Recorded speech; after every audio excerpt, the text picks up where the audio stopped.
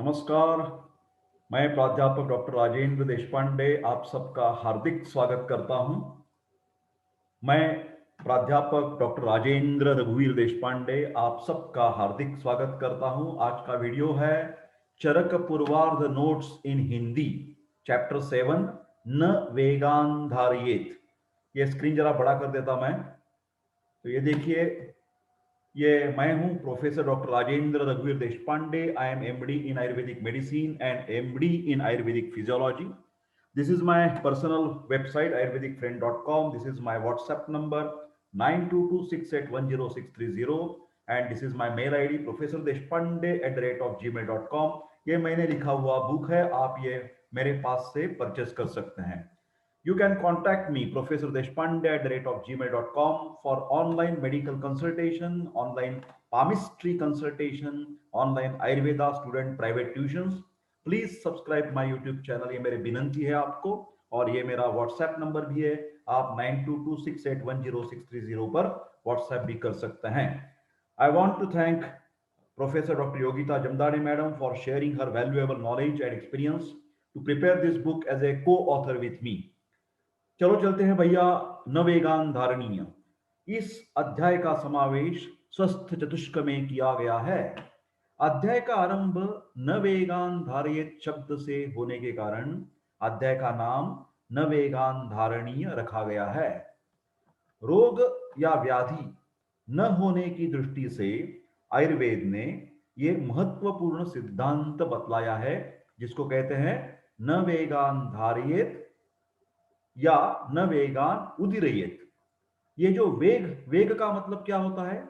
शारीरिक संवेदनाएं, natural urges, ये उत्पन्न होने पर उन्हें बलपूर्वक रोकना या उन्हें बलपूर्वक उत्पन्न करना अहितकर होता है। मेरे प्यारे दोस्तों, पिछले छठे अध्याय में प्रत्येक ऋतु में सेवन योग्य आहार विहार का वर्णन किया गया था। उन नियमों को ठीक ढंग से पालन करने पर ऋतुजन्य रोग नहीं होते, ये तो बात ठीक है। शरीर में रसरक्तादि धातुओं की यथावत उत्पत्ति होती रहती है, किंतु कुछ और भी बातें हैं जिनका उपदेश या मार्गदर्शन आवश्यक है। और यह है कि धारणीय वेग जो है उनको रोकने में लापरवाही करने से या अधारणीय वेगों को रोक लेने से अनेक तरह के रोग होते हैं।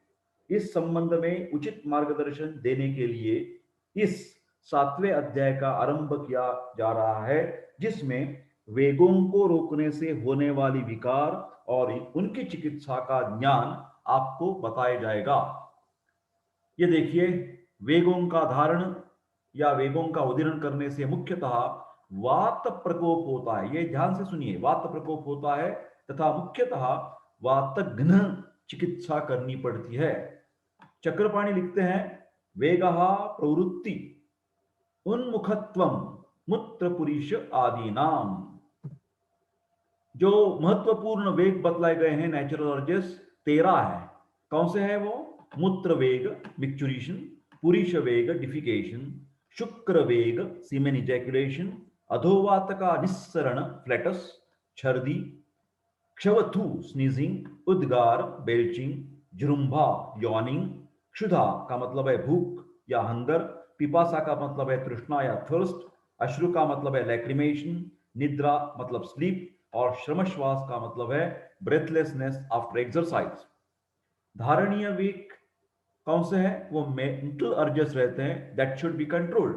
ये धारणीय वेग है, जैसे कि कायिक, वाचिक और मानसिक। कायिक में क्या आ जाते हैं? स्त्री का भोग लेना, मनमाने तरीका से चोरी करना, हिंसा करना इत्यादि। वाचिक वेग कौन से होते हैं? परुष, अतिमात्र सूचक, अनृत का मतलब है असत्य, और अकाल वचन नहीं करना चाहिए। मेरे प्यारे दोस्तों, ये धारण करने की जरूरत है। मानस वेग को धारण कीजिए। मानसिक वेग कौन से होते हैं? लोभ, शोक, भय, क्रोध, मान, नैर्लज्ज, ईर्षा, अतिराग, अविद्या। अविद्या का मतलब है परद्रव्य विषय स्पृहा। तो ये लालच हमें कम करना है। एक एक वेग का धारण विधारण और उसकी चिकित्सा यहाँ पर बताई गई है। वेगावरोधजन्य वात विकार एवं चिकित्सा। मूत्र वेग धारण करने से बस्ती और मेहन प्रदेश में शूल हो जाता है। मूत्र करने में तकलीफ होती है, उसका मतलब है मूत्र कृच्छ्र। शिरोरुजा। नाम का मतलब है शरीर झुक जाना। वंक्षण में आनाह हो जाता है। उसकी चिकित्सा करते समय स्वेद फोमेंटेशन करना चाहिए, टब्बात अवगाह लेना चाहिए, अभ्यंग कराना चाहिए, त्रिविध प्रकार के बस्ती का इस्तेमाल करना चाहिए, जैसे निरूह, अनुवासन और उत्तर बस्ती। अवपीड़क, घृत, घी, सर्पी लेना चाहिए भोजन से पूर्व तथा भोजन के पचन के उपरांत उत्तम मात्रा में 3-3 चम्मच घृतपान करना चाहिए। आगे चलते हैं। पुरीश एंड शुक्र वेग विधारण। पुरीश, टट्टी आने के समय टट्टी को नहीं जाना। पक्वाशय शिरशूल हो जाता है। अधोवात, पुरुष प्रवृत्ति का अभाव होता है। पिंडी को द्वेष्टन हो जाता है। जो पेट्री, जो काफ मसल है उसमें पेन हो जाता है। आधमान हो जाता है, तो उसके चिकित्सा करते समय उसको फुमेंट करना चाहिए, उदर प्रदेश में स्वेदन करना चाहिए, तेल लगाना चाहिए, अभ्यंग है। अवगाह का मतलब है टब्बात। गुदवर्ती, जिसको सपोजिटरी बोलते हैं, बस्ती कर्म कराना चाहिए। और प्रमाथी अन्नपान करना चाहिए। तो प्रमाथी अन्नपान का मतलब है स्वयं के वीर्य से जो द्रव्य, अन्न द्रव्य, स्रोतसों में संचित मल और दोष को दूर करता है, उस द्रव्य को प्रमाथी कहा जाता है। अभी शुक्र वेग को धारण करने से क्या हो जाएगा? मेढ्र शूल हो जाएगा। वृषण शूल, स्क्रोटम और पेनिस में दर्द हो जाएगा। अंग मर्द की संभावना है। हृदय व्यथा, हृदय प्रदेश में तकलीफ। मूत्र संग, उसके लिए क्या करना है? फिर एक बार तेल लगाना है। अभ्यंग, अवगाह, टब्बा, कक्कट मांस लेना है। षष्टिशाली, दुग्ध, निरूह बस्ती और मैथुन कर्म का सलाह इसमें दे सकते हैं। अधोवात एंड छर्दी वेग विधारण। अधोवात का मतलब है फ्लेटस, वो रोकने से पुरुष और मूत्र का संग हो जाएगा। अधोवात का संग हो जाएगा ऑब्स्ट्रक्शन। आधवान, टिम्पैनाइटिस, वेदना हो जाएगी उदर प्रदेश में। क्लम, थकान महसूस होगी। उदर में अन्य वात रोग बन जाएंगे। उसके लिए भी स्नेहन स्वेदन कराना है, तेल लगाना है, सेक देना है। गुदवर्ती, सपोजिटरी, वातानुलोमक अन्नपान और बस्ती, ये उपचार अधोवात वेग विधारण के लिए दिए गए हैं। छर्दी का वेग रोकने से त्वचा विकार, कुष्ठ हो जाएगा। हृदलास, नौशिया। विसर्प, एरिसीपेलस। कंडू, खुजली हो जाएगी, इचिंग। कोठ, अरुचि, व्यंग, शोथ, पांडु और ज्वर इत्यादि व्याधि छर्दी के वेग विधारण से बन जाएंगे। वो न होने के लिए भोजन करवाकर उसको वमन देना है पेशेंट को। धूमपान कराना चाहिए, लंघन कराना चाहिए, रक्त मोक्षण चिकित्सा है, रुक्ष अन्नपान का सेवन है, व्यायाम और विरेचन कराना चाहिए। क्षवथु वेग विधारण और उद्गार वेग विधारण। क्षवथु, सिंक आने पर नहीं, stopping the sneezing by force, then you get the मन्यास्तंभ, शिरशूल, अर्धित, अर्धावभेदक और इंद्रिय दौर्बल्य हो जाएंगे। उसके लिए ऊर्ध्व जत्रुगत प्रदेश में अभ्यंग कराना चाहिए, स्वेद कराना चाहिए, धूमपान बताना चाहिए, नस्य वात शामक आहार विहार एवं भोजन के उपरांत घी लेना चाहिए, घृतपान। उद्गार, उद्गार का वेग रोकने से हिक्का, श्वास, अरुचि, कंप, हृदय और उर विबंध हो जाएगा। उसके लिए क्या करना है? हिक्का व्याधि के समान स्नेहन और स्वेदन, सेक देना और ऑयलिंग, मसाज करना, वमन और वातानुलोमन चिकित्सा दी जाती है। जृंभा रोकने से क्या हो जाएगा? जृंभा, यॉनिंग, विनाम, शरीर झुक जाना, आक्षेप, संकोच, सुक्ति, कंप, प्रवेपन, मतलब अत्यधिक हिलना या कांपना, ये सब तकलीफें हो सकती हैं पेशेंट को। उसके लिए वातघ्न औषध का इस्तेमाल कराना चाहिए, जैसे कि दशमूलारिष्ट। क्षुधा, क्षुधा भूख लगने पर नहीं खाना। इससे क्या हो जाएगा, बार बार ऐसे करने से वेट लॉस कार्य हो जाएगा। दौर्बल्य, वीकनेस, वैवर्ण्य, अंग मर्द, अरुचि और भ्रम, ये तकलीफ हो जाएंगे। उसके लिए स्निग्ध उष्ण लघु भोजन कराना चाहिए। आगे के वेग हैं तृष्णा, अश्रु, निद्रा, वेग विधारण। प्यास लगने पर पानी नहीं पीना, प्यास लगने पर पानी नहीं पीना। तृष्णा वेगावरोध, उससे क्या हो जाएगा, डिहाइड्रेशन हो जाएगा। कंठ और मुख शोष हो जाएगा। बाधिर्य, श्रम, अंगसाद और हृद वेदना बन जाएगी। उसके लिए चिकित्सा करते समय शीत चिकित्सा करनी चाहिए। तर्पण करने वाला आहार विहार पेशेंट को बताना चाहिए। अश्रु वेगावरोध करने से प्रतिशय हो जाएगा। नेत्र रोग, हृदरोग, अरुचि और भ्रम की संभावना है। उसके लिए चिकित्सा करते समय यथा योग्य निद्रा, मद्यपान, आसव, अरिष्ट, द्राक्षावलेह एक्सेट्रा, द्राक्षासव, प्रिय कथा का श्रवण करना चाहिए। इट्स लाइक ए मेंटल या साइकोलॉजिकल काउंसलिंग। निद्रा, निद्रा आने पर भी निद्रा नहीं लेना, इससे क्या हो जाएगा अत्यधिक जुरुम्बा, अंग मर्द, तंद्रा, शिरोरोग और अक्षी गौरव हो जाएगा। आंख में ज्यादा गौरव जैसा फीलिंग महसूस होगा। उसके लिए संवाहन करना चाहिए, बॉडी मसाज करना चाहिए और सुख शयन का इस्तेमाल करना चाहिए। आगे चलते हैं। ये इसके जो इंपॉर्टेंट वेग विधारण की हमने चर्चा की, उसके बाद बहुत जो इंपॉर्टेंट श्लोक है इस अध्याय में, उसके बारे में हम बात करेंगे। पहला वाला श्लोक है श्लोक नंबर 31। उसमें व्यायाम की व्याख्या बताई गई है। शरीर चेष्टा याच इष्टा, स्थैर्यार्था बलवर्धिनी, देह व्यायाम संख्याता, मात्रया ताम समाचरित। इसमें व्यायाम की परिभाषा, डेफिनेशन बताई गई है। क्या है, जो मनोनुकूल अभिष्ट ऐसा क्रिया शरीर की स्थिरता रखने वाली और बल बढ़ाने वाली होती हैं और की जाती हैं, उसे व्यायाम कहते हैं। कैसी होनी चाहिए, मनो अनुकूल क्रिया।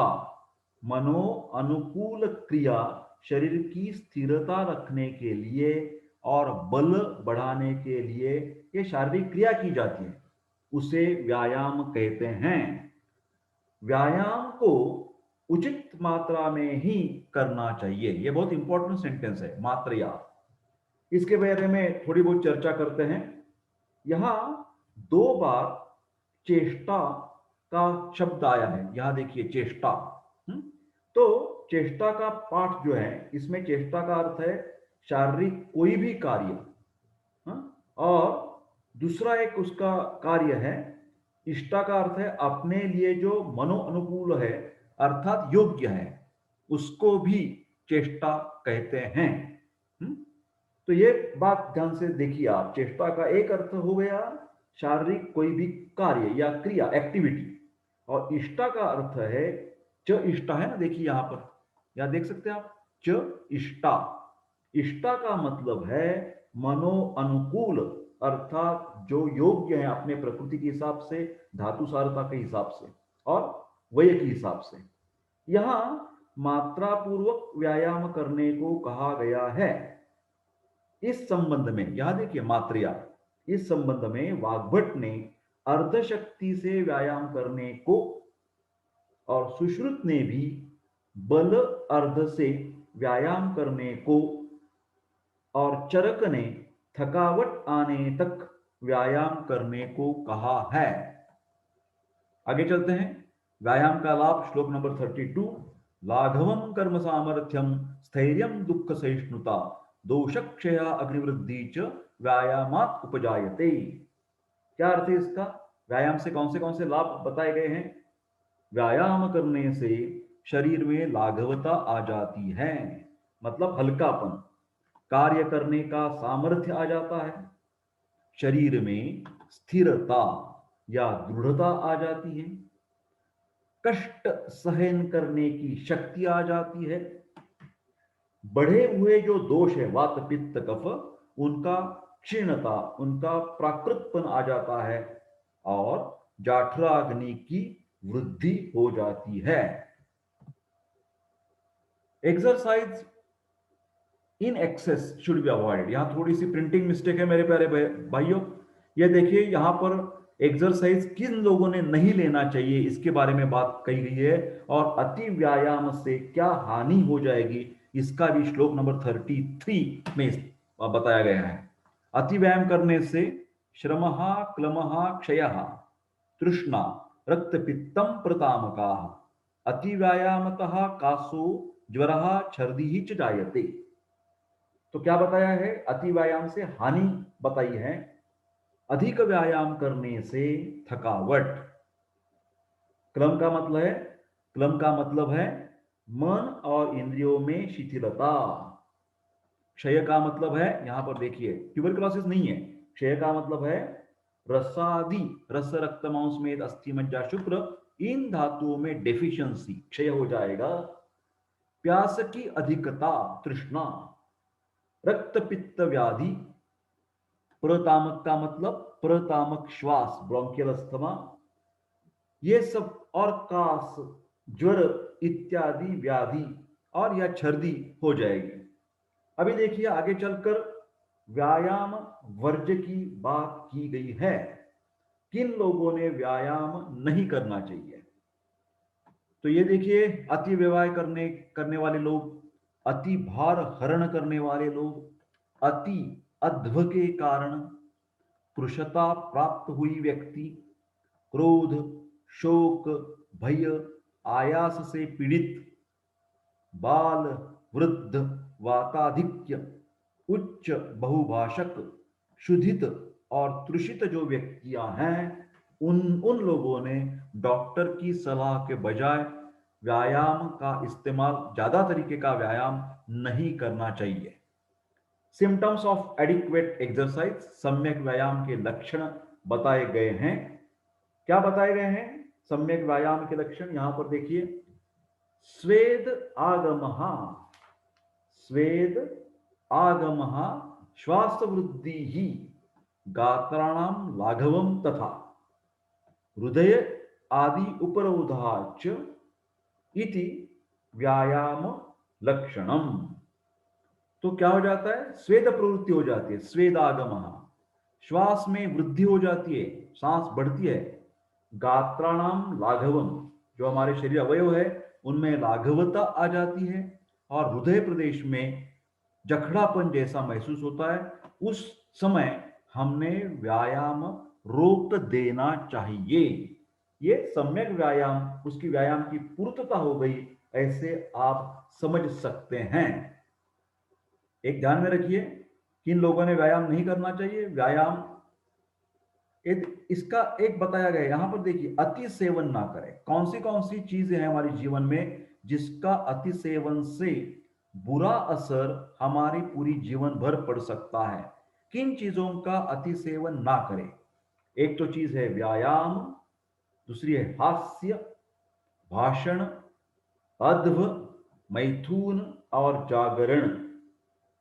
इन लोगों ने व्यायाम नहीं करना चाहिए। जो व्यक्ति अधिक मैथुन करते हैं, अधिक भार को ढोने तथा अधिक मार्ग गमन से जो व्यक्ति क्षीण हो गए हो, तथा जो व्यक्ति क्रोध, शोक, भय एवं परिश्रम से पीड़ित है, साथ ही साथ जो बाल है, वृद्ध है, वात प्रकृति के तथा और बोलने के अभ्यस्त हैं, जो भूखे प्यासे हैं, ऐसे लोगों को व्यायाम नहीं करना चाहिए। ये देखिए श्लोक नंबर 38 की तरफ जाते हैं हम। बहुत इंपॉर्टेंट श्लोक है। दोषों का अपुनर्भव, रिकरेंस कैन बी अवॉइडेड, क्रमेण अपचिता दोषाः क्रमेण उपचिता गुणाः संतो यान्ति अपनर्भावम अप्रकंप्या भवन्ति च। यहां क्या बताया है? पादांशिक क्रम के विधान से लाभ हो जाएगा। कैसे करना चाहिए हम लोगों ने इसका इस्तेमाल? जैसे इस श्लोक के पहले वाले श्लोक में बताया गया है कि जो हित और अहित के जो सेवन है और जो अहितकारक चीजें हैं उनका त्याग करना है, तो कैसे करना है? श्लोक नंबर 36, 37 इसके पहले वाले श्लोक में कुछ चीजें बताई गई हैं, वो भी मैं आपको बताने चाहता हूं। बुद्धिमान व्यक्ति को चाहिए कि वह उचित किंतु अहितकर आहार को क्रमशः छोड़ दे और हितकर आहार को क्रमपूर्वक सेवन करे। उस क्रम को यहां पर बतलाया गया है। हितकर आहार के ग्रहण करने में या अहितकर आहार का त्याग करने में पादांशिक क्रम को अपनाना चाहिए। पादांशिक क्रम का सेवन और त्याग पहले 1 दिन, फिर 2 दिन, फिर 3 दिन अंतर देकर पथ्य सेवन एवं अपथ्य का परित्याग करना चाहिए। ये बात ज्यादातर देखिए, ये ऋतु परिवर्तन के समय हितकारक सेवन और अहितकारक का त्याग ये नियम चल पड़ता है। ऋतुओं को बदलते के समय बीतने वाली ऋतुओं के पथ्य को छोड़कर आने वाली ऋतु के पथ्य को ग्रहण करना चाहिए। यहां बीतने वाले ऋतु के पथ्य के लिए अपथ्य या अहित शब्द का प्रयोग किया गया है। अहित के परित्याग और हित के सेवन में शीघ्रता या गड़बड़ी नहीं करनी चाहिए, नहीं तो अनेक तरह के रोगों को होने की आशंका रहती है। इसलिए यहां पाद शब्द चतुर्थांश को बताने वाला है और पाद रूप अंश के अनुसार किए गए क्रम को पादांशिक कहते हैं। अर्थात अहित आहार में से 1/4 निकाल कर उसके स्थान में 1/4 हितकर आहार ग्रहण करना चाहिए। जैसे पहले दिन 3 भाग अपथ्य और 1 भाग पथ्य, दूसरे दिन 2 भाग अपथ्य एवं 2 भाग पथ्य। इसी प्रकार तीसरे दिन भी और चौथे दिन भी 1 भाग अपथ्य तथा 3 भाग पथ्य, और इसी प्रकार 5वें और 6ठे दिन भी करें। इस क्रम के अनुसार 7वें दिन से चारों भाग पथ्य को हम ले सकते हैं।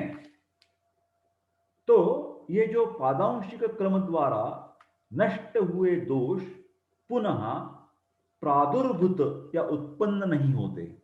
ये देख रहे हैं आप, अपुनर्भाव, इसका मतलब है स्टेप बाय स्टेप, धीरे धीरे करने से ये जो दोष पुनः उभर कर नहीं आते और पादांशिक क्रम से ही शरीर में लाए गए गुण, ये देखिए यहां पर एक शब्द है अप्रकंप्य। ध्यान से सुनिए मित्रों, अप्रकंप्य का मतलब है स्थिरता। हमारे शरीर में स्थिरता आ जाएगी। अपुनर्भव, दोष को मिलावट, फिलहाल दोष उभर के नहीं आएंगे और हमारा शरीर अप्रकंप्या का मतलब स्थिर हो जाएगा। श्लोक number 39 and 40 are very important. यहां पर आयुर्वेदिक जो प्रकृति कंसेप्ट है वो यहां पर बताई गई है। बहुत इंपॉर्टेंट श्लोक है। समपित्त अनिल कफाः केचित् गर्भादि मानवाः दृश्यन्ते वातलाः केचित् पित्तलाः श्लेष्मलाः तथा तेषाम् एव आतुराः पूर्वे वातल आद्याः सदा आतुराः दोष अनुशयिता ही एषाम देह प्रकृति ही उच्यते। मेरे प्यारे दोस्तों, चरक ने बताई ये जो डेफिनेशन है प्रकृति की, क्या बताया शब्द, ध्यान से देखिए, ध्यान से सुनिए, ध्यान से याद में रखने की कोशिश कीजिए। दोष प्रकृति का मतलब है दोष अनुशयिता। प्रकृति इज इक्वल टू दोष अनुशयिता, दोष अनुशयिता, दोष अनुशयिता। इसका अर्थ देखते हैं श्लोक का। शरीर की प्रकृतियां, कुछ मनुष्य गर्भाधान के समय, मतलब जब भी शुक्र और शोणित का संयोग हो जाता है उस वक्त से ही समपित्त वात कफ प्रकृति वाले होते हैं। समपित्त देख रहे हैं ना, कुछ वात प्रकृति के, अनिल का मतलब है वात, कुछ पित्त प्रकृति के, ये देखिए, और कुछ कफ प्रकृति के, तथा कुछ कफ पित्त, कुछ लोग वात, कुछ पित्त और तथा कुछ कफ प्रकृति के होते हैं। इन चार प्रकार की प्रकृतियां में समवात पित्त कफ, जो भी प्रकृतियां रहती है ना, समवात पित्त कफ, ये बहुत बहुत ही दुर्मिल है, रेयर है। समवात पित्त कफ वाले मनुष्य ज्यादातर स्वस्थ रहते हैं। अन आतुरा, या देखिए यह शब्द है ना, ये वाला शब्द अन आतुरा का मतलब है स्वस्थ रहते हैं ये वाले लोग, समपित्त वाले। वात पित्त कफ सम है।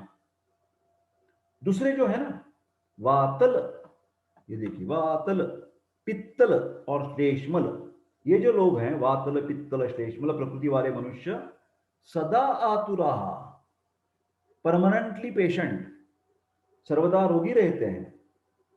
इन वात आदि जो दोष हैं, वात पित्त कफ, उनकी अनुशयिता, ये देखिए शब्द जो है ना, इसका अर्थ क्या है अनुशयिता का अर्थ?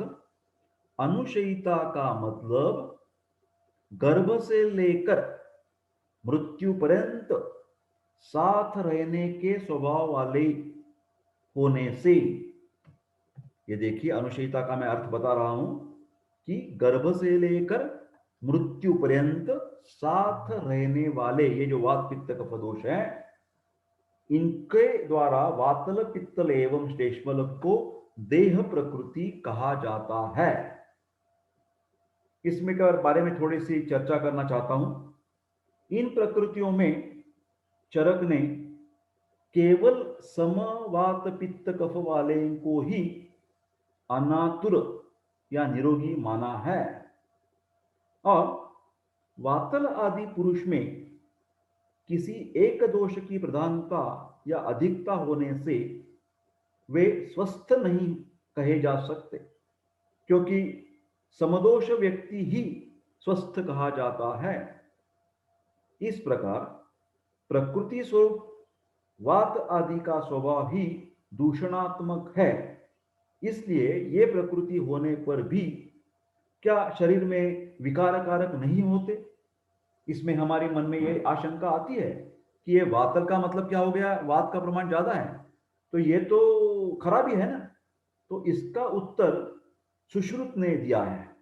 वो कहता है कि जिस प्रकार सुश्रुताचार्य, जिस प्रकार विष में उत्पन्न कीट के ऊपर, विष में उत्पन्न कीट के ऊपर विष का प्रभाव नहीं पड़ता, वो विष उस कीटक को नहीं मरता, उसी तरह सहजन्मा होने के कारण, सहजन्मा होने के कारण वात आदि दोष शरीर के लिए सात्म्य हो जाने के कारण अधिक बाधा नहीं पहुंचाते, एवंच अल्पांश में बाधा कर होने के से ही चरक ने वातल आदि को सदातुर ऐसा शब्द बताया है।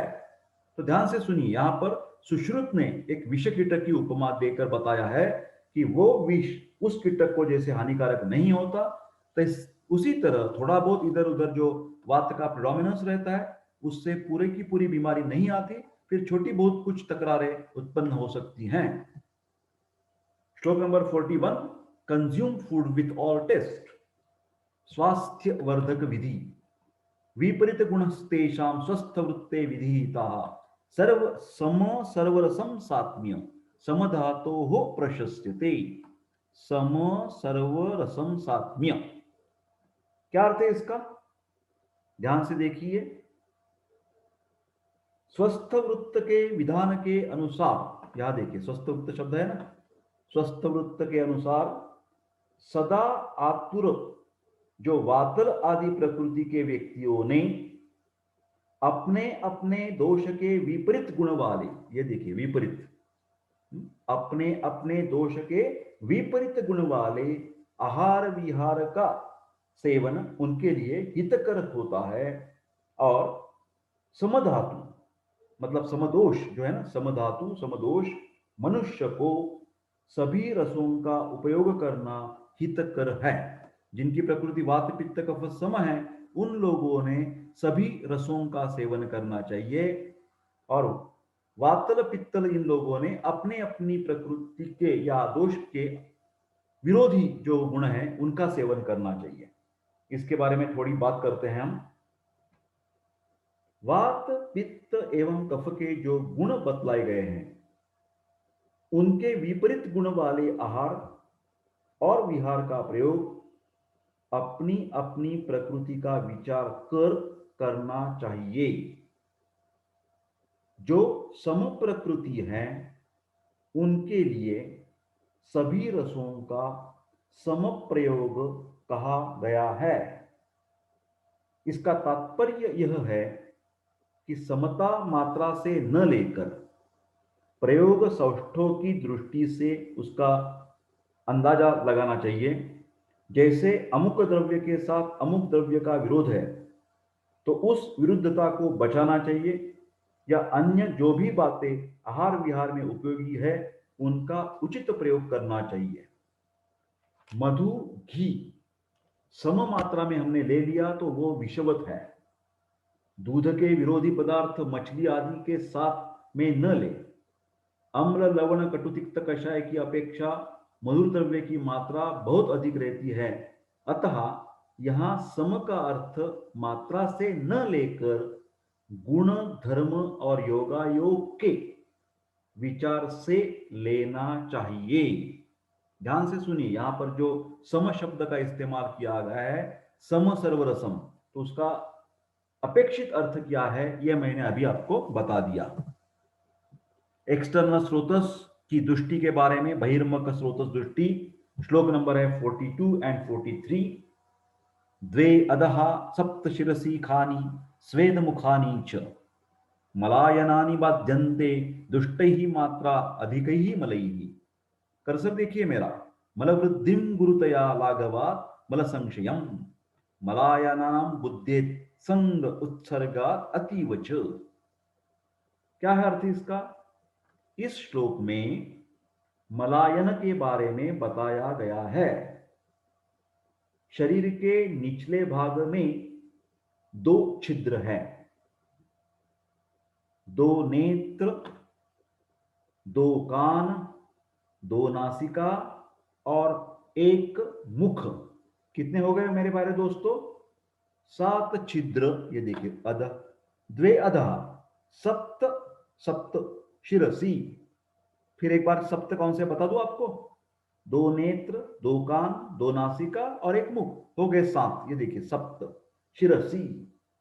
इसके अतिरिक्त शरीर में स्वेद निकालने के लिए, ये देखिए स्वेद मुखानी, लाखों करोड़ों की संख्या में रोम कुप या स्वेद मुख है। देखिए स्वेद मुख, इन सब को ये देखिए मलायन कहा जाता है। दोषयुक्त दुष्टई, देखते हैं ना आप, दुष्टई दोषयुक्त, और अधिक मात्रा अधिक ही अधिक मात्रा में निकलने वाले मलों से ये कष्टमय, ये जो स्रोतस है ना, वो कष्टमय और विकृत हो जाते हैं। अगला श्लोक देखते हैं। मलवृद्धिं गुरुतया लाघवात् मल संशयम् मलायनानां बुद्धे संग उत्सर्गात् अतीवच। यहां पर मल वृद्धि और मलक्षय के लक्षण बताए गए हैं। मल मार्गों में भारीपन, देखिए गुरुतया भारीपन, और मल के अतिमात्रा में अतिमात्रा में बाहर निकलने से मल की वृद्धि हमको समझ आती है। और मल मार्गों के क्या है देखिए, हल्कापन, होने से, तथा मल का संग, यहां देख सकते हैं आप, संग, अप्रवृत्ति होने से मल का क्षय जानना चाहिए। तो इस श्लोक में मल वृद्धि और मल क्षय के लक्षण बताए गए हैं। आगंतुक रोग diseases due to the exogenous causes. आगंतुक रोग के बारे में यहां पर चर्चा चल रही है। भूत शब्द का इस्तेमाल किया गया है।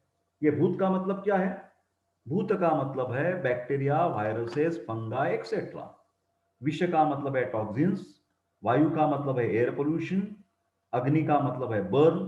तथा काम, क्रोध, भय इत्यादि मानसिक कारण, इन सब को हम आगंतुक, एक्सोजिनस कॉजेस कह सकते हैं। तो इनके द्वारा हमें बीमार पड़ना नहीं है। इनके द्वारा हमें बीमार पड़ना नहीं है। तो हम क्या करें? आगंतुक रोग जो है ना, अनुत्पत्ति उपाय यहां बताए गए हैं। श्लोक नंबर 53। त्यागः प्रज्ञापराधानाम् इंद्रिय उपशमः स्मृति देश काल आत्मविज्ञानम सद्वृत्तस्य अनुवर्तनम। बहुत ही महत्वपूर्ण ये श्लोक है। त्यागः प्रज्ञापराधानाम् इंद्रिय उपशमः स्मृति देश काल आत्मविज्ञानम सद्वृत्तस्य अनुवर्तनम। प्रज्ञापराध, प्रज्ञापराध का त्याग करना चाहिए।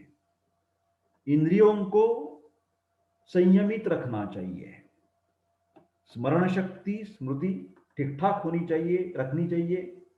देश, काल तथा आत्म का सदा ध्यान रखना चाहिए। और अच्छे लोगों द्वारा निर्दिष्ट सदाचार जो है, सदाचार, सद्वृत्त, उसका पालन करना, ये सब आगंतुक रोगों को न उत्पन्न होने देने के मार्ग हैं। These are the measures. श्लोक नंबर 61 एंड 62, दधि सेवन विधि, कर्ड के बारे में बताया गया है। न नक्तम दधि भुंजीत, न नक्तम दधि भुंजीत, न च अपि अघृत शर्करम, न अमुद्गयूषम, न अक्षौद्रम, न उष्णम, न आमलकैहि विना। दधि सेवन विधि और निषेध के बारे में यहां पर बताया है। रात्रि को, रात्र समय में, एट नाइट, दही नहीं खाना चाहिए। घृत और चीनी के बिना भी दही खाना ही है आपको, तो कैसा खाना चाहिए? उसमें क्या मिलाना चाहिए? ध्यान से देखिए यहां पर क्या मिलाना चाहिए। घृत और शर्करा, ये दही में मिलाना चाहिए, तभी आप खा सकते हैं। नहीं तो मूंग, बिना मूंग के यूष, मतलब दही खाना है तो मूंग के यूष के साथ खाना है आपको, तो मधु के साथ, क्योंकि बिना मधु मधु के भी दही नहीं खानी चाहिए। न तो उष्ण, उष्ण प्रकार से दही का सेवन नहीं करना चाहिए, अर्थात ताजी दही खाएं। और न बिना आंवला मिलाए खाएं, मतलब आंवला, न बिना आंवला मिलाए खाएं, मतलब आंवला का चूर्ण उसमें डालकर ही आपको खाना है। यदि कोई मनुष्य इस प्रकार से दही का सेवन नहीं करता, नियमों को छोड़कर दही का सेवन करता है, तो उसको बहुत सारी तकलीफ होती है, जिसकी लिस्ट यहां पर बताई गई है। श्लोक नंबर 62। विधि पालन किए बगैर दधी सेवन करने पर उत्पन्न रोग क्या हो जाता है? ज्वर, अश्रुत पित्त, विसर्प, कुष्ठ, पांडु, आमय भ्रमान प्राप्नुयात् कामलां च उग्रां विधिम हित्वा दधि प्रियः। तो क्या बताया है? बिना विधि का दही सेवन किया तो रक्त, ज्वर हो जाएगा आपको, फीवर, रक्तपित्त, ब्लीडिंग डिसऑर्डर्स, विसर्प, एरिसिपेलस, कुष्ठ, विविध प्रकार के त्वचा विकार, स्किन डिसीजेस, पांडु, एनीमिया, ये सब आपको बीमारियां हो सकती हैं। भ्रम हो सकता है, गिडीनेस, उग्र कामला, इन रोगों की संभावना होती है। इसके बारे में थोड़ा बहुत बातें रिपीट करता हूं। रात्रि में और उष्ण दही खाने को सर्वथा निषेध है, परंतु दिन में भी यदि दही खानी हो तो घी, शर्करा, मूंगकायुष, मधु तथा आंवला इसमें अपने प्रकृति या शरीर की अनुकूलता के अनुसार किसी एक द्रव्य के साथ दही का सेवन करना चाहिए। मेरे प्यारे दोस्तों, ये जो चैप्टर 7 चरक की बात करें, चरक सूत्र स्थान अध्याय 7, इसमें कौन से हमने बातें देखी, इसका एक लिस्ट यहाँ पर है। अधारणीय वेग, इसमें मूत्र, पुरीश, शुक्र, अपानवायु, वमन, क्षवथु, उद्गार, जृंभा, क्षुधा, पिपासा, बाष्प, निद्रा और श्रमज निश्वास 13 प्रकार के रोगों को रोकने से होने वाले रोग और उनकी चिकित्सा इस अध्याय में दी गई है। धारणीय वेग कौन से हैं? जो अहितकर मानसिक, वाचिक और शारीरिक वेग है वो धारणीय है। व्यायाम के बारे में चर्चा है। व्यायाम की व्याख्या या परिभाषा, व्यायाम से लाभ, अति व्यायाम का निषेध और व्यायाम के लिए अयोग्य मनुष्य का यहाँ पर वर्णन किया गया है। उसके आगे है हिताहित सेवन एवं त्याग विधि। इसमें लिखा है कि पादंशिक क्रम से हित सेवन तथा अहित का परित्याग करना चाहिए। उसके बाद शारीरिक प्रकृति की दिक्कत की गई है। सम प्रकृति, वातल, पित्तल और शेषमल। समदोष व्यक्ति सर्वरसाभ्यास करे और शेष अपनी प्रकृति के अनुसार गुण वाले आहार विहार का सेवन करे। उसके बाद निज रोग प्रतिषेध के उपाय बताए हैं, जैसे हेतु विपरीत, व्याधि विपरीत तथा हेतु व्याधि विपरीतार्थकारी औषध, अन्न एवं विहार से साध्य रोगों की चिकित्सा करनी चाहिए। स्नेहन स्वेदन के बाद वमन, विरेचन, बस्ती एवं नस्य का क्रमिक प्रयोग करना चाहिए और तदनंतर रसायन एवं वाजीकरण प्रयोग करने चाहिए। 7वां पॉइंट है आगंतुक रोग प्रतिषेध। इसके लिए प्रज्ञापराध का परित्याग, या देखिए देश काल ज्ञान, स्वस्थ वृत्त का पालन और आप्तोपदेश का ज्ञान एवं तद अनुसार आचरण करना चाहिए। आगे देखिए 8th point in the chapter 6, सत्संग और असत्संग का परित्याग। ज्ञान वयो धर्मवृद्ध, शांत एवं निरोगी सज्जनों का साहचर्य तथा पापी, लोभी, धूर्त, निंदक, कलह प्रिय जनों का परित्याग करना चाहिए। और आखिर में दधि सेवन विषयक नियम बताए गए हैं। रात्रि में दधि निषिद्ध है। मधु, चीनी, आंवला आदि के बिना दही निषिद्ध है। नियम विरुद्ध दही खाने से ज्वर, रक्तपित्त, कुष्ठ, पांडु, कामला आदि की रोगों की उत्पत्ति का संभव है, ऐसा भी चरक महर्षि कहते हैं। मेरे प्यारे दोस्तों, इसी के साथ ये चरक सूत्र स्थान अध्याय 7 मैं यहाँ पर खत्म करता हूँ। आपको बहुत बहुत धन्यवाद। आपको विनंती कि मेरा YouTube चैनल आप जल्द से जल्द सब्सक्राइब करें और ये वीडियो पसंद आई हो तो सब आपको मित्रों और रिलेटिव्स को शेयर करें। धन्यवाद। धन्यवाद मेरे प्यारे दोस्तों। धन्यवाद।